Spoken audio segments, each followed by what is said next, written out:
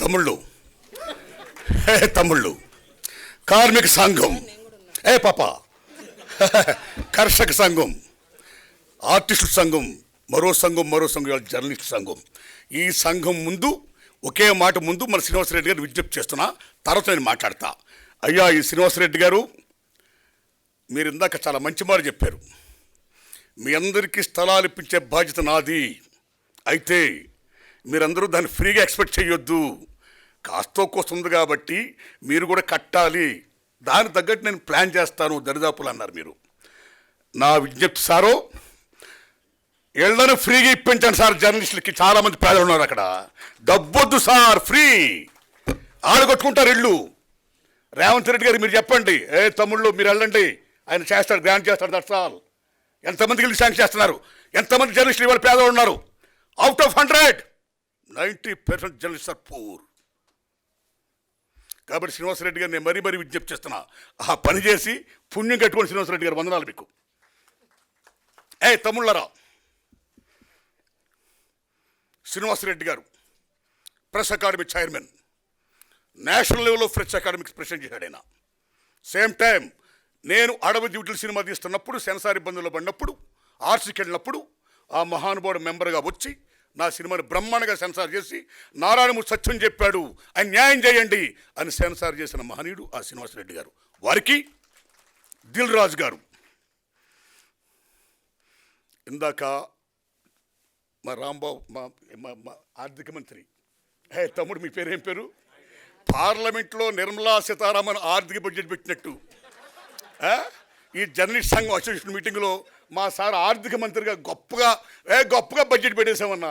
ఎవరిని తెచ్చారు, ఎంత ఇచ్చారు, ఎంతకు వచ్చింది, ఏం చేశారు, ఇంకా ఎవరు ఇచ్చారు, శభాష్ సత్యం ఓ శ్వేతపత్రం ప్రకటించారు. అందులో ముఖ్యంగా నిజంగా మనం గర్వించదగ్గ విషయం ఏంటంటే, ప్రప్రదంగా వాళ్ళు పెట్టినప్పుడు మాకెంత అవుద్దంటే, మెంబర్కి అవుద్దా లేకపోతే మొత్తంకి అవుద్దంటే, మొత్తానికి అవుద్దంటే 17 లక్షలు ఇచ్చి నేను దిల్ రాజుని అని దిల్లున్న రాజు అనిపించుకుంటుంటే, దిల్ రాజు గారికి, తమ్ముడు విరాస్ ఆలీ గారు, ఈయన ఒక కేవలం జర్నలిస్ట్ గారు, రాయడమే కాదు, అనేక ఉద్యమాల్లో, సామాజిక ఉద్యమాల్లో ఆయన పాల్గొనడమే కాదు, మాలాటోడందరూ కూడా తీసుకొచ్చి ఇక్కడ పాల్గొని చేశాడు ఆయన. అలాంటి విరాస్ ఆలీ గారికి, ఈ జర్నలిస్ట్ సంఘం నాయకులు త్రిమూర్తులు రాంబాబు గారికి, రాంబాబు గారు ఒక మంచి మాట చెప్పాడు ఇందాక, ఒక ఫిల్మ్ ఫెటర్నిటీ మనందరూ బాగా కోరుకోవాలి, అందరం బాగుండాలన్నాడు ఆయన. దానికోసం అందరూ పనిచేయాలన్నాడు సంఘం. ఆ మంచి మాట అన్నది రాంబాబు గారికి, అలాగే మా లక్ష్మణారాయణ అన్న ఈజ్ ఎ డాషింగ్ మ్యాన్. వాళ్ళిద్దరు కృష్ణార్జునులు. ఆ డాషింగ్ మ్యాన్ కాస్త ఫాస్ట్గా వెళ్తుంటాడు ఆయన. ఫాస్ట్గా వెళ్ళడమే కాదు, చెప్పేస్తుంటాడు, ఇదిగో మీ అందరికీ నేను ఇల్లు ఇప్పిస్తాను, ఇంతే నేను మారుతాను దర్శాలు అన్నాడు ఆయన. అలాంటి లక్ష్మణారాయణ గారికి, ఆర్థిక మంత్రి గారికి, ఇక్కడ పెద్దలు ఎందరో మంది మహామహులు ఉన్నారు. ఇక్కడ రెంటాల జయదేవ్ గారు, నారాయణరాజు గారు, వినాయకరావు గారు, తమ్ముళ్ళారా, మీ ఓంప్రకాష్ గారు, మీ అందరికీ, సతీష్ గారు, అందరికీ నమస్కారాలండి. ఇక నేను ఒక విజ్ఞప్తి చేస్తున్నా. పాప, మీకు నేను ఎంతసేపు మాట్లాడచ్చు? ఓకే. ఏది ఏమైనా సరే మీరు నమ్మడం మిత్రులరా, ప్రభుత్వం లేకుండా పత్రికలు ఉంటే చాలునా? ప్రభుత్వం ఉన్నా పత్రిక లేకపోయినా పర్వాలేదంటే గొప్ప మహామేధావి థామస్ జెఫర్సన్ అంటాడైనా, ప్రభుత్వం ఉండొచ్చు ఉండకపోవచ్చు కానీ పత్రికలు మాత్రం ఉండాలంటాడైనా. That is the greatness of media told by Thomas Jefferson. ఏమి మీడియా, ఏం పవర్ఫుల్ ఇది.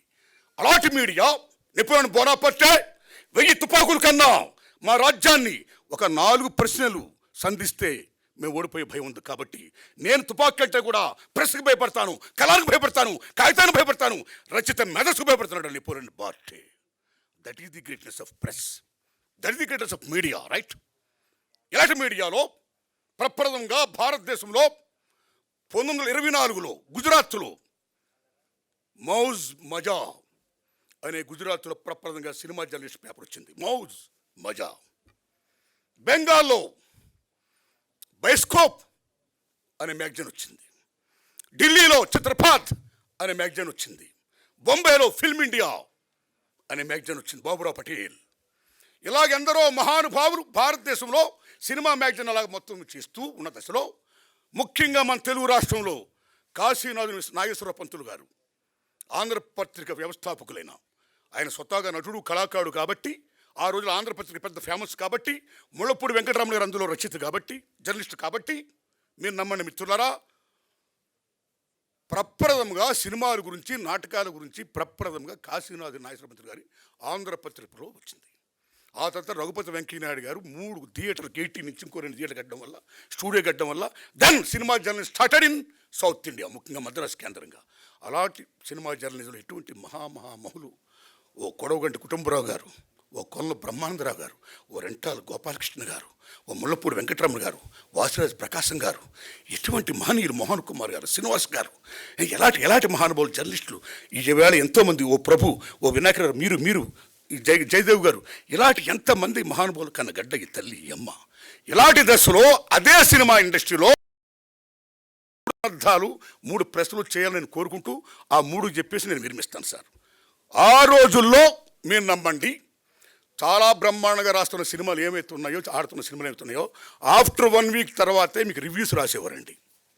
ఇంకో సినిమా ఇలా ఉంది, ఇది మంచి, ఇది చూడు. ఆఫ్టర్ 1 వీక్ దాన్ని బట్టి ప్రజలు వెళ్ళేవారు, నచ్చితే చూసేవారు, అతను మానేసేవారండి. కానీ ఈవేళ సినిమా రిలీజ్కి ముందే రివ్యూ, సినిమా రిలీజ్కి ముందే పాయింట్లు, మార్నింగ్ షోనే పాయింట్లు, రివ్యూ రాసారే బ్యాడ్గా ఉన్నాయి బాగుంటుంది. చాలామంది చోట్ల నిర్మాత ఎన్ని అప్పులు చేసి కష్టాలు పడి సినిమా రిలీజ్ చేసుకుంటే ఈవేళ 3 రోజులే, శుక్ర శని ఆదివారం రోజులు ఈవేళ కలెక్షన్స్ రోజులు. కాబట్టి మిత్రులారా, పాత్రికేయ మిత్రులారా, social media, print media, electronic any medias, దయించి సినిమా గురించి మీరు రాసేది ఏమవుతుందో ఇమ్మీడియట్గా దాని భవిష్యత్తు తేల్చేయకండి. చూసే జనాలు కనీసం 3 రోజులు చూడనివ్వండి, తర్వాత చెప్పండి. నా humble request, this my request, right. రెండోది క్యారెక్టర్ అసాసినేషన్. ఆ రోజుల్లో కూడా మీరు నమ్ముతారా? మాగాపు రామన్ పేరు విన్నారా మీరు? కాగడా శర్మ పేరు విన్నారా? ఆ రోజుల్లో హిందూ నేషన్ కాగడా మధ్య పత్రికలు ఉండేవి. రూపవాణి ఒక మ్యాగజైన్ ఉండేది. ఆ రూపవాణిలో పరమేశ్వరుని సార్ ఉన్నాడు. ఆ సార్ గారికి సావిత్రి గారికి చిన్న క్లాష్ వచ్చింది. ఈగోయిజం. మహాభారతంలో వ్యాస మహానుభావుడు ఏం చెప్తాడు?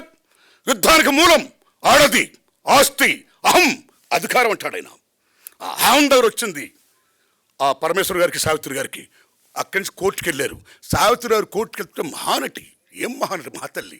కోర్టు మొత్తం అంతా గగ్గోలు, జనం బేబచ్చు, ఏందయ్య రోజు సావిత్రి గారికి రావడం, అమ్మ ఆ కేసుని ఏదో మొత్తం చేసేయండి అన్నారు. పెద్ద మనిషి కూర్చొని చేశారు. కానీ అసాసినేట్ చేశారు సావిత్రి గారి క్యారెక్టర్ని. చాలామంది తిట్టారు, చాలామంది కొట్టబోయారు. అలా తర్వాత మాగాపు రామన్ గారు, అలా చాలా మీకు తెలుసు కాగడా శర్మ గారు. ఈ రకంగా చేయడం వల్ల సినిమా ఫీల్డ్లో ఉన్న దర్శకులు కానీ నిర్మాతలు కానీ 24 క్రాఫ్ట్స్ ఎనీబడి ఎల్స్ ఎవరున్నా సరే వాళ్ళ వ్యక్తిగత జోలికి వెళ్ళిన తర్వాత, క్యారెక్టర్ అసాసినేట్ జరిగిన తర్వాత చాలా డ్యామేజ్ జరిగేది. అలాగా సంచలనాల కోసం సంబంధం లేని మాటలు, పాటలు, హెడ్లైన్స్, ఏదో మీటింగ్లో ఏదో మాడతా దిల్ రాజుని ఖండించిన అనుమతుంటారు. దానికి సంబంధం లేదు. ఆ దిల్ రాజు గారి పేరు ఎత్తలేదు నేను. దిల్ రాజుని లెక్క చేయను అనుమతి నేను లెక్క చేయాలి. అది ఎక్కడ ఉందో అసలు నేను మాట్లాడినా ఆయన మాట ఎత్తలేదు. సో నన్నని కాదు తమ్ముళ్ళారా, ఈ రకంగా చేసేయడం వల్ల ఈ మధ్యలో చాలా గొడవలు వచ్చాయి. కాబట్టి ఈ రకమైనటువంటి అసాసినేషన్ సంబంధించిన మాటలు కానీ ఇది కానీ, ఎందుకంటే you are a most powerful media, దయించాలి రాతలు రాయొద్దని మీరు దండం పెడుతున్నారు సార్. ఇది రెండోది సార్. ఇంక మూడోది సార్, ఈవేళ సినిమా చాలా క్లిష్ట పరిస్థితిలో ఉంది. ఈవేళ సినిమా అంటే కేవలం దిల్ రాజు గారు, అల్లు అరవింద్ గారు, సురేష్ బాబు గారు, మైత్రి మూవీస్ వీళ్ళే కాదు నిర్మాతలు.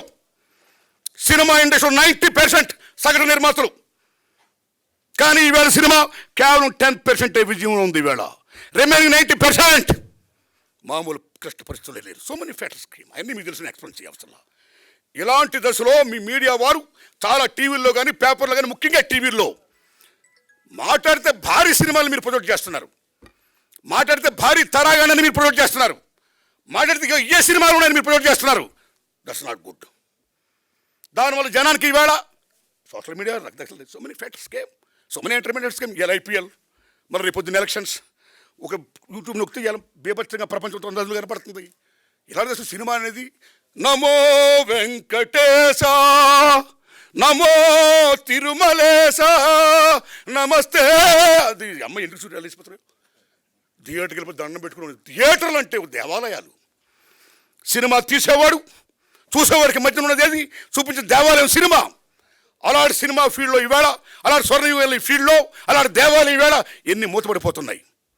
బికాస్ ఆడియన్స్ లేకపోవడం వల్ల, పోటీ పెరిగిపోవడం వల్ల, సో మెనీ ఫెట్స్ రావడం వల్ల భారతదేశంలో వినోదం సగటు మనిషికి కేవలం సినిమా సినిమా సినిమా. కానీ వాళ్ళు కేవలం సినిమాగా చాలా ఉన్నాయి.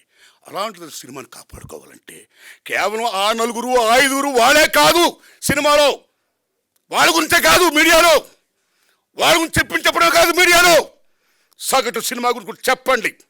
ఇదిగో ఈ సినిమా కూడా ఉందని చెప్పండి జనానికి. వాళ్ళకు కూడా తెలియనివ్వండి మాకు ఈ సినిమా ఉంది చూడాలని. అని మిమ్మల్ని హంబుల్ రిక్వెస్ట్ చేస్తున్నాం. థ్యాంక్స్ ఎలా తమ్ముళ్ళారా. ఇక